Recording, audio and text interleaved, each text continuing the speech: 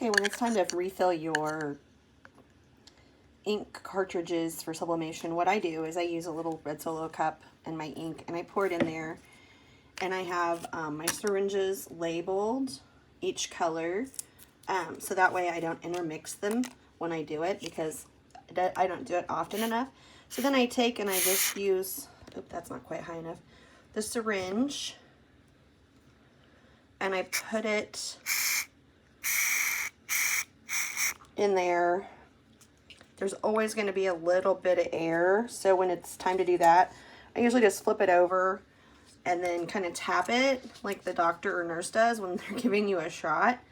Then you put it back down and you just work on getting rid of some of that air bubbles, so you don't have bubbles in the ink.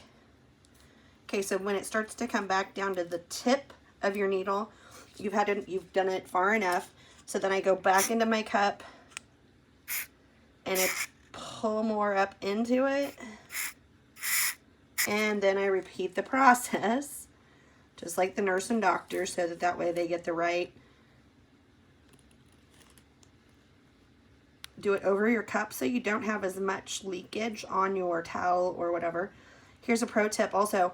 I put press and seal wrap down on my workspace, so then when it's time to do your cartridges, you just pop it in there. I put it back over here because I always have leakage.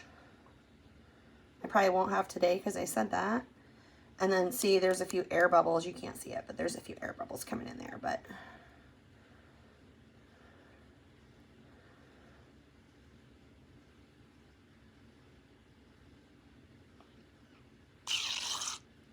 okay, and it should be about full.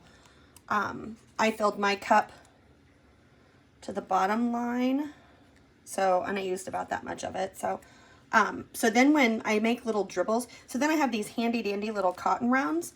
So then I just wipe the edges of the cartridge like so and clean it up. I also clean up any little spills that I had here. I get it on there and I clean that off. And then the beautiful part about that is it's on the press and seal and it's not on your workspace. Then you take it over to the computer, and we're gonna go, sorry about that, take that guys.